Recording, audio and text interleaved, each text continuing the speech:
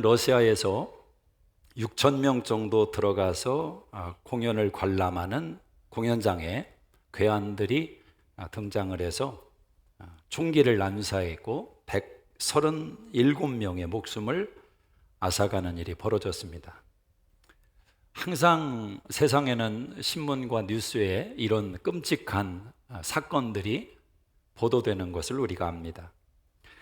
그렇게 사건의 어떤 개요와 결과만 등장을 하지만 그 사건 내부로 만약 들어가서 그 사건에 대한 내용을 들여다본다면 거기에는 참 많은 그 스토리가 담겨 있을 것 같습니다.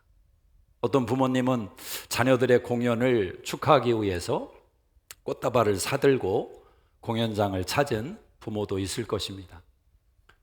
또 어떤 커플은 이제 결혼을 앞두고 아름다운 추억을 만들기 위해서 그런 공연장의 티켓을 끊고 관람하러 온 사람도 있을 것입니다. 어떤 가장은 하루 종일 일하고 피곤한 육신을 이끌고 집으로 달려가서 자녀를 봐야 되겠다, 그런 마음으로 또 운전을 하던 가장도 있을 것입니다.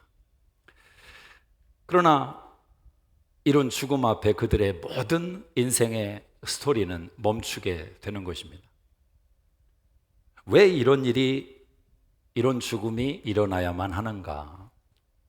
이 질문은 어찌 보면 한 걸음 더 나아가서 우리에게 이런 질문을 만들 수도 있습니다. 왜 착한 사람이, 왜 선한 믿음의 사람이 고난을 받는 것인가? 왜 또 악한 사람은, 내가 분명히 저 사람은 악한 것으로 아는데 왜 악한 사람이 좋은 일을, 잘 되는 일을 경험하는 것인가? 고난이라는 것은 그 시작과 끝을 알 수 없는 변죽과 같아서 여기저기에 불꽃처럼 인생을 덮쳐옵니다. 그리고 그 속에서 신음하는 것이 우리네 삶일 수 있다는 것입니다. 오늘 본문은 그런 갑작스러운 고난을 직면한 사람의 이야기가 등장을 합니다. 정말 갑작스러운 이야기였습니다. 그런데 그 갑작스러운 사건이 한 사람의 인생을 오늘과 내일이라는 연결점을 딱 끊어버리는, 완전히 다른 인생으로 만들어버리는 사건이 벌어집니다. 욥기서 1장 13절을 한번 여러분 읽어보시기를 바랍니다. 욥기서 1장 13절입니다. 같이 한번 읽겠습니다. 시작. 하루는 욥의 자녀들이 그 맏아들의 집에서 음식을 먹으며 포도주를 마실 때에, 자, 하루라고 시작을 합니다. 하루는. 근데 이 하루라는 시간이 완전히 한 사람의 인생의 이야기를 다 바꿔버렸다는 것입니다. 웬만해서 이야기가 한꺼번에 바뀌는 것이 어렵지 않습니까? 어떤 과정이 있어야 될 것 아닙니까? 그러나 이 욥이라는 사람의 인생은 이 하루를 인해서 그의 이야기가 완전히 바뀌어버렸습니다. 한 사람의 사환이 달려왔습니다. 주인님, 스바 사람들이 와서 소와 나귀를 빼앗고 종들을 다 죽였습니다. 근데 그 보고가 끝나기도 전에 다른 사람이 또 달려왔습니다. 주인님, 하늘에서 불덩어리가 떨어져서 양과 종들이 다 죽었습니다. 그래서 갑자기 또 한 사람이 달려옵니다. 주인님, 갈대아 사람들이 와서 낙타를 다 빼앗고 종들을 다 죽였습니다. 언제나 안 좋은 일은 겹쳐서 오는 것을 우리가 인생에서 경험할 때가 있지 않습니까? 자, 그런데 듣지 말아야 될 결정적인 이야기를 다른 사람이 와서 또 이야기를 하는 겁니다. 주인님의 아들과 딸들이 모여 식사하고 있는 그 건물에 거친 바람이 몰아붙여서 건물이 무너져 모든 자제분들이 죽었습니다. 하루였습니다. 그 하루가 없었더라면, 아니 이 하루가 현실이 아니라 꿈이었다면 상상의 시간이었다면,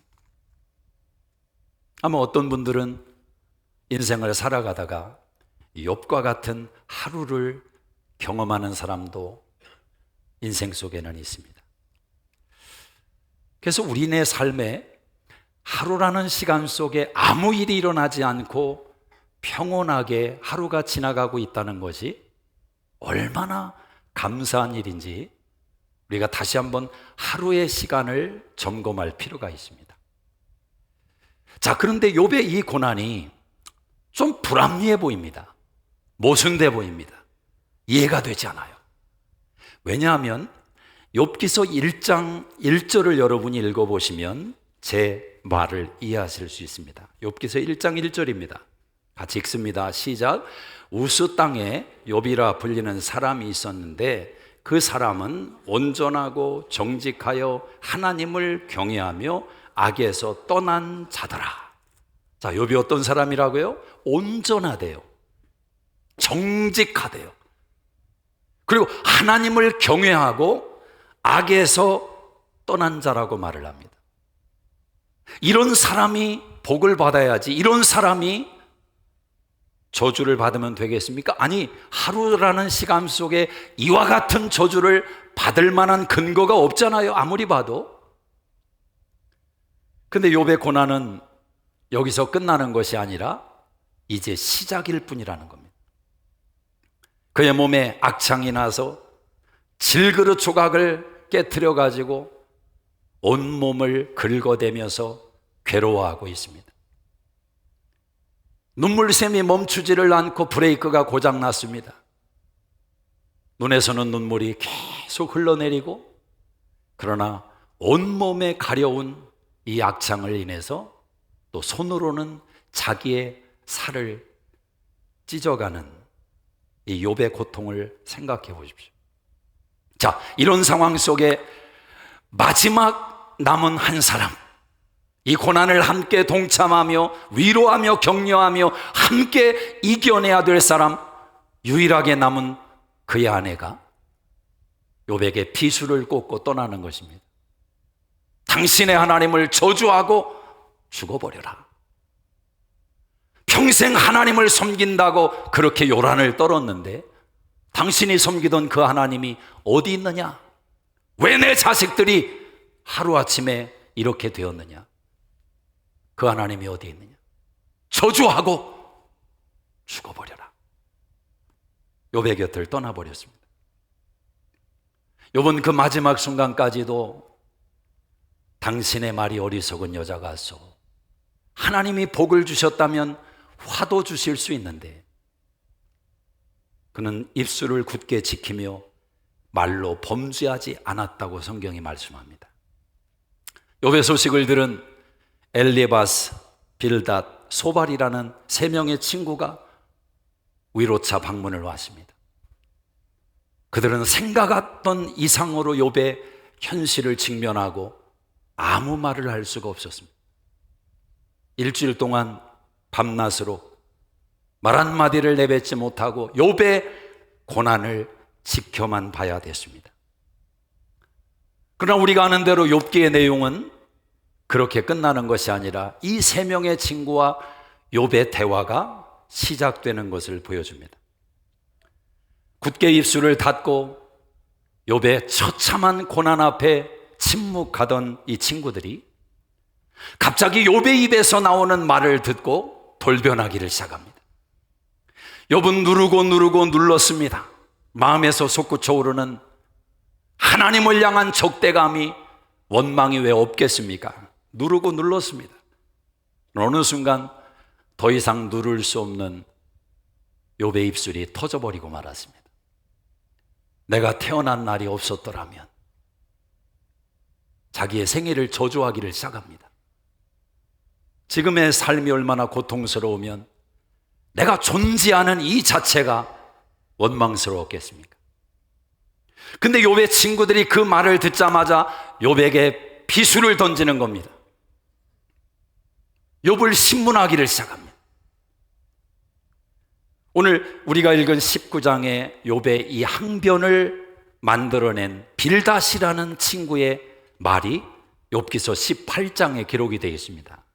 근데 이 빌닷이라는 친구가 욥에게 어느 정도로 악한 말을 했는지 한번 18장 5절을 한번 읽어보시기 바랍니다. 18장 5절입니다. 시작. 악인의 빛은 꺼지고 그의 불꽃은 빛나지 않을 것이요 그의 장막하는 빛은 어두워지고 그 위에 등불은 꺼질 것이요. 빌닷은 욥을 악인으로 규정하는 것입니다. 너의 빛이 꺼졌다는 것입니다. 그리고 13절에 이렇게 말하죠. 질병이 12절에 그의 힘은 기근으로 말미암아 쇠하고 그 곁에는 재앙이 기다릴 것이며 질병이 그의 피부를 삼키리니 곧 사망의 장자가 그의 지체를 먹을 것이며. 네가 가지고 있던 그 모든 부와 재산이 다 말라버렸다는 것입니다. 재앙이 너를 기다리고 있다는 겁니다. 너의 육체도 질병이 삼켜버렸다는 것입니다. 사망의 장자가 너를 먹었다고 말을 합니다. 자, 이 친구의 말은 여기서 끝나지 않습니다. 더 깊은 이야기를 합니다. 19절을 보시면 그는 그의 백성 가운데 후손도 없고 후예도 없을 것이며 그가 거하는 곳에는 남은 자가 한 사람도 없을 것이라. 너 자식 죽었지? 너 후손 없어? 단 한 사람의 후예도 없을 것이라고, 후손도 없을 것이라고 못을 박습니다.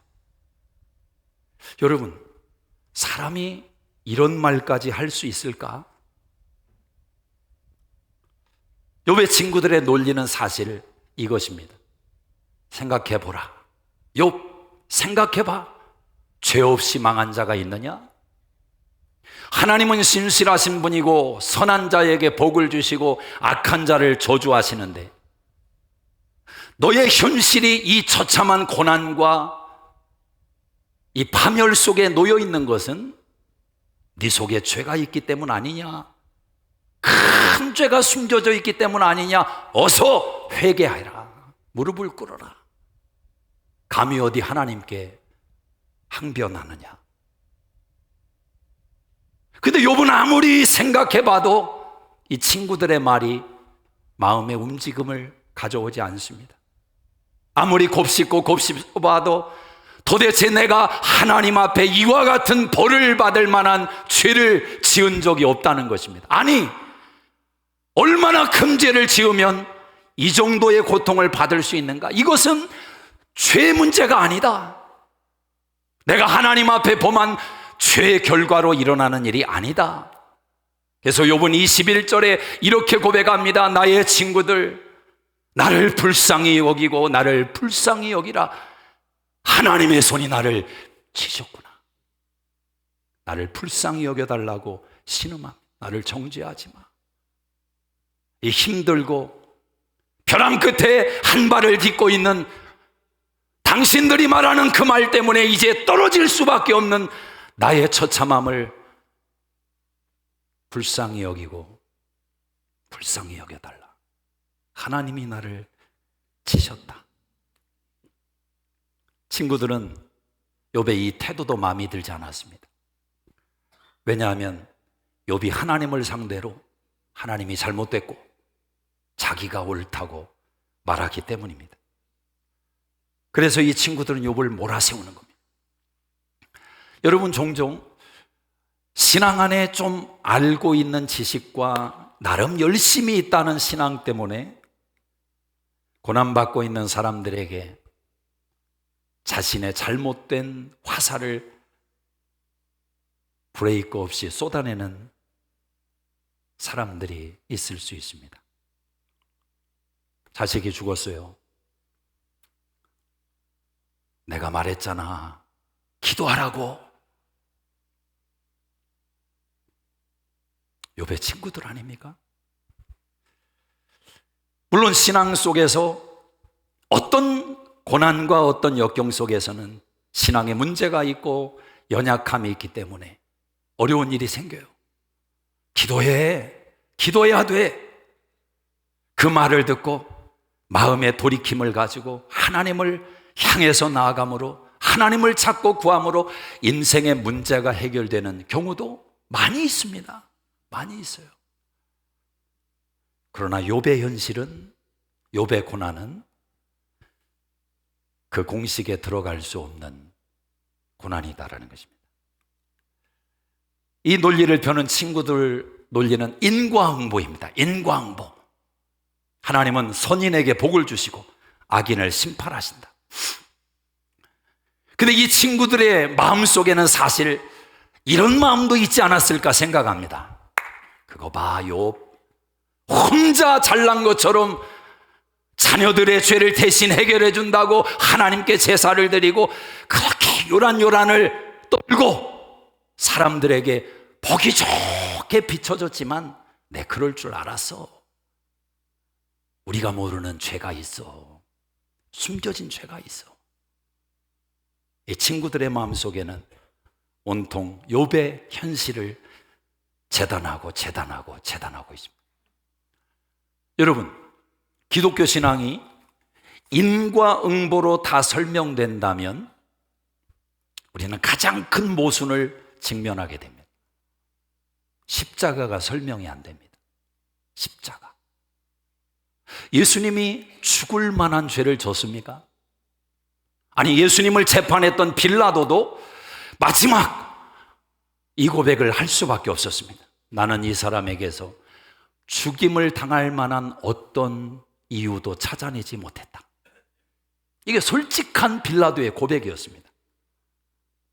그러나 세상 인기 때문에 결국 예수님을 십자가로 내몰도록 허락했지만 빌라도는 마지막까지 그의 양심은 예수님에게서 죄를 발견하지 못했어요. 때때로 삶의 큰 고통의 풍랑을 만난 사람 앞에 설 때 우리 신앙인들이 보일 수 있는 가장 건강한 태도는 어떤 모습일까? 가장 큰 위로는 어떤 모습이겠습니까? 가장 큰 위로는 말이 아닙니다. 옆에 있어주는 거죠. 컴패션이라는 말이 두 단어의 합성 아닙니까? 컴, 함께, 패션, 고난을 함께한다. 옆에 있어주는 거예요. 밥을 먹이는 거예요. 이게 위로고 동정입니다. 종종 사회생활하다 보면 이런 기질의 사람을 만날 수가 있어요. 말로 사람의 속을 뒤집어 놓는 기술이 있는 사람. 혹시 여러분 주변에 있습니까? 직장 생활이 피곤해요. 왜 말을 해도 꼭 저렇게 할까? 이런 사람이 세상에만 있는 게 아니라 교회에도 있을 때가 있어요. 목장 모임을 하면 너무너무 피곤해요. 아니, 알고 있는 거 좋은데 저걸 꼭 저렇게 말해야 될까? 듣고 나면 기분이 팍 상해버려요. 근데 이런 분들의 특징이 하나가 있습니다. 어떤 특징이냐면 나는 절대로 틀린 말은 안 합니다. 여기에 또 스스로 정당성을 부여합니다. 내가 바른 말을 하니까 사람들이 나를 가까이 안 합니다. 여기까지 가면 주책이죠, 주책. 주책이 뭔지 아시죠? 주님만 책임질 수 있는 인생이다. 내가 바른 말을 하기 때문에 사람들이 나를 싫어하고 가까이 하지 않는다. 만약 그 생각을 가지고 있는 분이 있다면 저는 이렇게 권면해드리고 싶습니다. 예, 존중합니다. 바른 말을 하셔야죠. 그런데 바른 말을 하는 당신의 가장 가까운 관계를 한번 생각해 보십시오. 가정을 한번 생각해 보십시오. 부부의 관계, 부모와 자식의 관계, 형제의 관계. 분명히 거기에 문제가 있습니다. 좋을 수가 없어요. 왜? 무방비로 받는 화살에 가장 가까운 대상자들이 공격의 표적이기 때문에 그렇습니다. 그 말 속에 사랑이 있어야죠. 바른 말 속에 사랑이 있어야죠.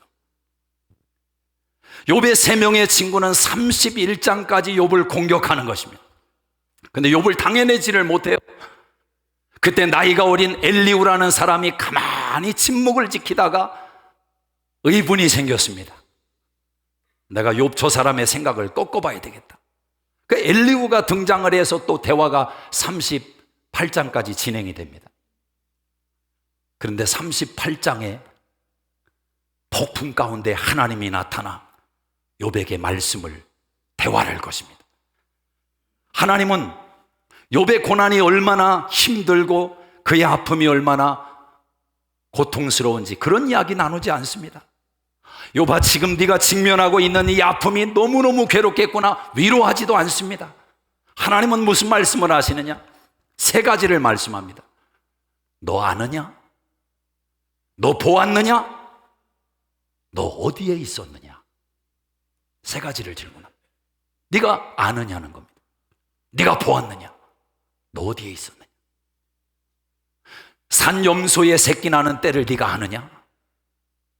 하늘의 우박의 창고를 네가 보았느냐? 땅에 기초를 놓을 때 너 어디 있었느냐? 그리고 하나님은 쏟아내기를 시작하십니다. 욥이 알 수 없는 것들, 욥이 보지 못한 것들, 욥이 존재하기 전에 일어났던 하나님의 일을 쏟아붓기를 시작합니다. 일방적인 하나님의 대화입니다. 그런데 40장 4절에 가면 욥이 갑자기 이상한 행동을 합니다. 자기 손으로 입을 틀어막습니다. 입을 틀어막아요. 근데 입을 틀어막은 것이 이렇게 막은 건 아닌 것 같아요. 어머나, 이건 아닌 것 같아요. 욥은 두 손으로 자기의 입을 꽉 틀어막습니다. 한마디의 말도 새어나가지 못하도록, 자기의 호흡도 밖으로 나가지 않도록. 왜냐하면 하나님의 그 말을 계속 듣는 순간, 어느 순간 욥의 믿음이, 욥의 마음속에 하나님의 불이 하나님을 보게 만들었어요. 하나님을 알게 만들었어요. 하나님의 임재가 여기에 있구나, 이 사실 앞에 욥이 자기의 손으로 입을 막아버렸습니다. 여러분, 욥기가 어떻게 끝난지 아시죠? 욥기의 마지막은 욥이 큰 복을 하나님께 받고 아들을 7, 딸을 3 하나님께 선물로 받았습니다. 근데 성경은 이렇게 말합니다. 욥의 딸들의 아리따움이 모든 땅의 여인들보다 승하였다. 그리고 42장 17절에 마지막, 욥기의 마지막은 이렇게 끝을 맺습니다. 욥이 늙어 나이가 차서 죽었더라. 우리 강옥순 권사님 아마 나중에 그런 모습이 아닐까. 늙어 나이가 차서 죽었더라. 욥은 그 고난스러운 터널을 통과해서 걸어 나왔습니다. 그리고 평온한 삶과 화목한 삶으로 일어서서 마지막 호흡을 하나님께 드리고 하나님 앞에 섰습니다. 이와 같은 욥기의 전체적인 드라마를 보면 종종 우리는 욥이 고난받았다가 큰 복을 받았다, 이 서론과 결과로만 욥의 인생을 또 바라볼 수 있습니다. 그러나 사실은 욥의 결론적인 내용보다 그가 10 아들, 딸을 다시 얻게 되고 재산을 얻게 되고 나이가 차서 죽었다는 이것보다 더 중요한 내용, 그 모진 고난의 터널을 통과해서 걸어 나올 수 있도록 만들었던 절정의 신앙의 이야기는 오늘 우리가 읽은 본문 속에 있는 내용이다라는 것입니다. 그는 확실한 믿음과 소망을 갖게 되었습니다. 흔들릴 수 없는 소망. 오죽하면 욥이 이런 고백을 합니다. 25절을 한번 읽어보세요. 19장 25절 시작. 내가 알기에는 나의 대속자가 살아계시니 마침내 그가 땅 위에 서실 것이라. 내 가죽이 벗김을 당한 뒤에 내가 육체 밖에서 하나님을 보리라. 23절 시작. 나의 말이 곧 기록되었으면 책에 쓰여졌으면 설필과 납으로 영원히 돌에 새겨졌으면 좋겠노라. 욥이 얼마나 이 확신과 이 소망과 자기가 알고 있는 이 내용을 인한 믿음이 있는지 이것을 책으로 썼으면 좋겠다. 설필과 납으로 영원히 돌에 새겼으면 좋겠다. 잊혀지지 않도록 이 확실한 믿음과 이 소망을 책으로 기록하고 돌판에 새겼으면 좋겠다고 이야기합니다. 그 내용이 무엇입니까? 욥을 이렇게 가슴 뛰게 만든 그 내용이 무엇입니까? 바로 이 고백이죠. 내가 알기로 나의 대속자가 살아계시니, 구속자예요. 나의 구속자가 살아계시니 후일에 그가 땅 위에 서실 것이라. 내가 이 가죽을 썩은 후에 육체 밖에서 하나님을 버리라. 나의 구속자, 나의 대속자가 살아계시다. 여러분, 이 대속자라는 말의 히브리어는 고엘입니다. 고엘. 고엘이라는 말은 가장 가까운 사람의 문제를 대신 해결해 주는 거예요. 고대 사회에서 돈을 빌렸다가 돈을 갚지 못하면 그 사람의 종이 노예가 되는 시스템이 있었습니다. 근데 그 돈을 누가 갚아주면 그 사람이 고엘이죠. 우리 유명한 보아스와 룻의 이야기가 바로 그 이야기입니다. 룻의 인생, 나오미의 가정 완전히 무너졌어요. 소망이 없습니다. 근데 보아스가 나타나서 룻을 일으켜 세우고 나오미의 가정을 살리는 것입니다. 고엘. 그를 통해서 다윗이 세상에 태어나지 않았습니까?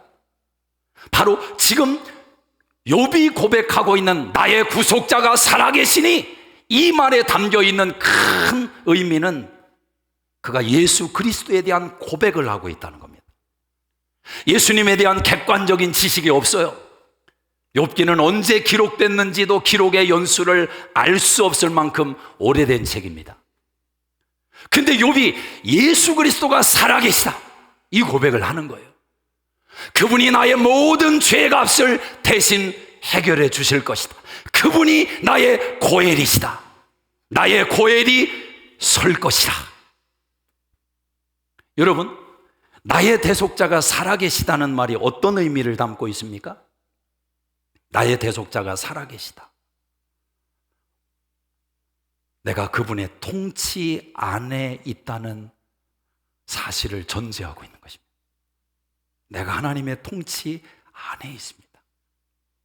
지금 나는 왜 내 삶에 이런 고민이 있고 역경이 있고 이 눈물을 흘리는 문제가 있는지 나는 모르지만, 그 원인을 나는 다 알 길이 없지만, 내가 한 가지 분명하게 아는 것은 나는 하나님의 통치 안에 있습니다.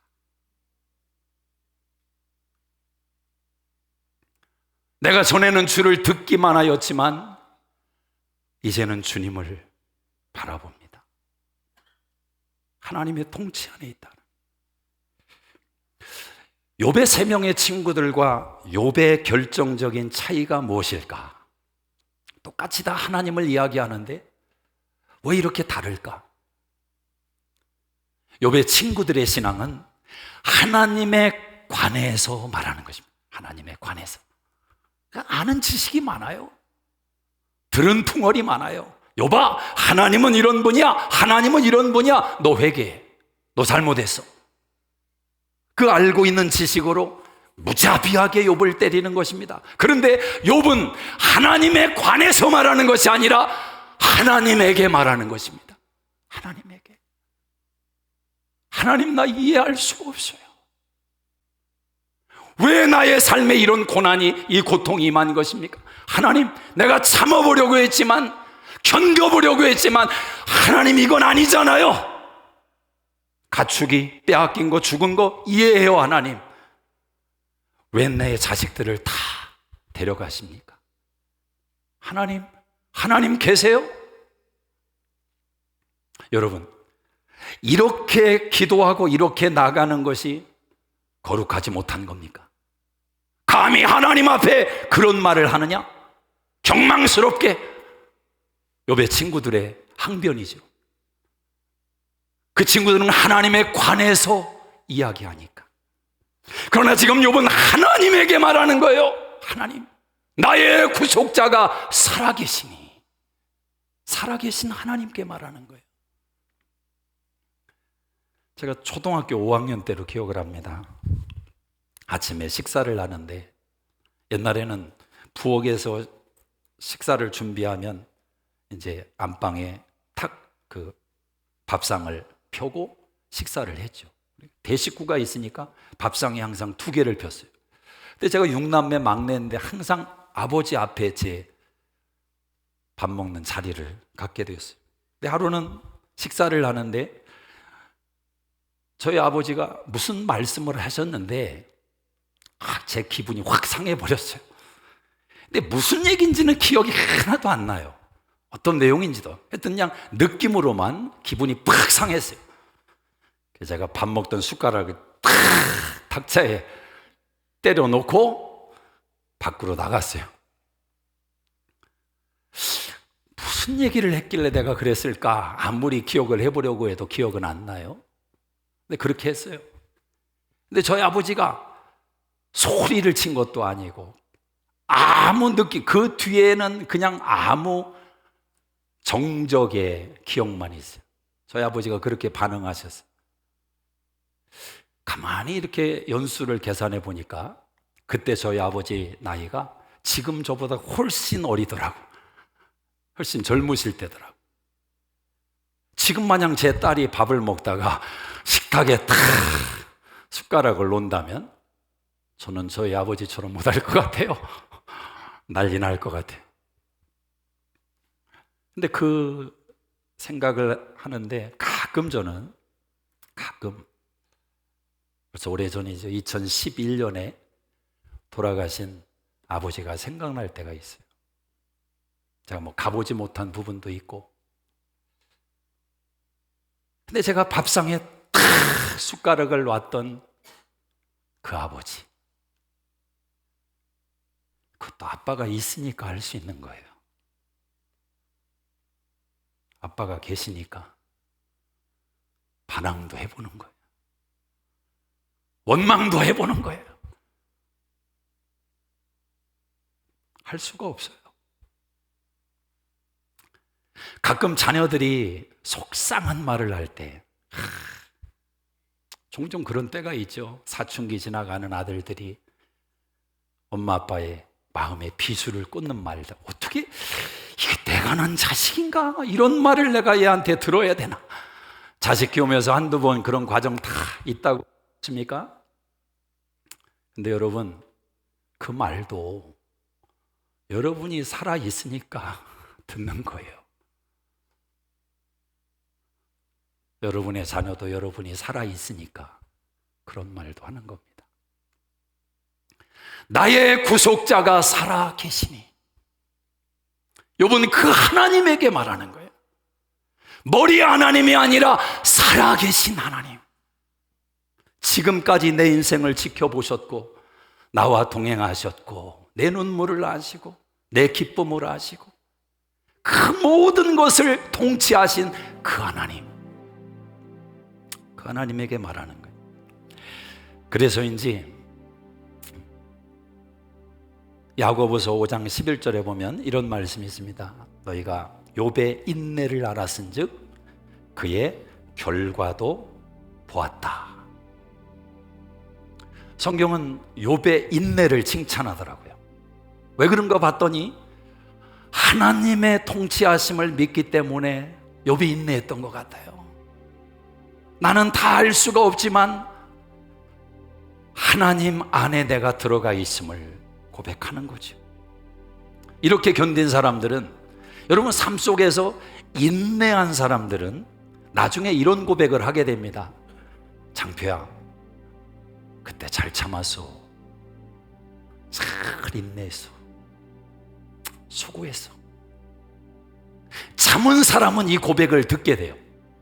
그죠? 그러나 그걸 참지 못하고 쏟아부으면 아쉬움이 남을 수가 있어요. 욥은 하나님의 살아계심 가운데 하나님의 통치하심을 믿고 있습니다. 자, 또 하나의 중요한 내용이 있다면 바로 부활의 믿음입니다. 부활의 믿음. 자, 19장 25절을 한번 다시 읽어보겠습니다. 19장 25절 시작. 내가 알기에는 나의 대속자가 살아계시니 마침내 그가 땅 위에 서실 것이라. 내 가족이 벗김을 당한 뒤에 내가 육체 밖에서 하나님을 보리라. 나의 대속자가 구속자가 살아 계시니 마침내 그가 땅 위에 서실 것이라. 여러분, 이 땅이라는 단어가요, 욥기와 다른 성경에 보면 먼지라는 단어와 같이 사용을 합니다. 똑같은 의미예요. 창세기 2장 7절에 땅의 흙에서 사람을 만드셨어요. 저와 여러분은 다 땅에서 지음받은 자들이에요. 믿습니까? 예수님은 하늘에서 오셨지만 우리는 땅에서 태어난 거예요. 그래서 땅으로 돌아가는 거죠. 창세기 3장 19절에 흙에서 왔으니 흙으로 돌아가라. 그런데 어느 날 우리가 사랑하고 평생 섬겼던 예수님이 2000년 전에 이 땅에 오셔서 물과 피를 쏟으시고 사흘 만에 부활하셔서 우리의 소망이 되신 그 예수님, 천국에 가시면서 그렇게 말씀하셨죠. 내가 다시 와서 너희를 인도하여 나 있는 곳에 너희도 있게 하리라. 그런데 바로 그 예수님께서, 그 동일한 예수님께서 어느 날 이 세상에 다시 오신다는 것입니다. 우리가 서 있는 이 땅에, 우리가 지나고 난 후에 우리가 살았던 이 땅에 예수님이 다시 발을 딛고 서셔서 우리의 무덤 위로 나아가셔서 우리의 무덤 위에 발을 올리시고 땅으로 돌아간 먼지가 된 우리를 향해서 주님이 말씀하신다는 겁니다. 나는 부활이요 생명이니 너 하나님의 사람아 일어날지어다. 나사로를 무덤에서 불러내신 예수님께서 저와 여러분을 이 땅 가운데서 불러내셔서 육체를 벗어난 그 자리에서 하나님을 보게 만든다라는 것입니다. 욥은 그 생각을 하니까 어떤 마음이 들었는지 아세요? 내가 친히 그를 보리니 내 눈으로 그를 보기를 외인처럼 하지 않을 것이라. 내 마음이 초조하구나. 주님을 볼 걸 생각하니까 마음이 설레이는 거예요. 초조한 거예요. 다급한 거예요. 여러분, 그 주님 앞에 섰을 때 여러분 주님 알아보시겠습니까? 그 많고 많은 사람들 중에 예수님 알아보시겠습니까? 저는 알아볼 것 같아요. 그분이 와서 저의 손을 꼭 붙잡을 거예요. 그 따스하고 그 친근했던 사랑의 손으로 우리의 손을 잡아주실 겁니다. 그때 우리가 보게 될 거예요. 예수님 손과 발에, 그 손의 양손에 못자국을 여러분이 보게 될 거예요. 여러분의 구속자가 살아계십니다. 믿습니까? 저의 구속자가 살아계세요. 하나님의 통치 안에 있습니다. 그날에 주께서 우리를 살려내실 거예요. 우리를 잡아주실 거예요. 사랑하는 여러분, 우리는 이 믿음을 가지고 이 땅에 살아가는 하나님의 자녀들입니다. 우리의 구속자가 살아계시다면, 우리의 구속자의 통치 안에 우리가 들어와 있다면, 사랑하는 여러분, 현실 속에서 나뉘고 짊어진 무거운 짐과 감당할 수 없는 휘몰아쳐온 질병의 연약함 속에 그분이 서신다고 생각해 보십시오. 주님, 우리 가정에 서십시오. 주님, 내 육체 연약함 가운데 서십시오. 제 위에 서십시오. 저는 일어설 겁니다. 저는 고침 받을 겁니다. 저는 주님을 찬양할 것입니다. 기도하시겠습니다. 자리에서 다 일어나시겠습니다.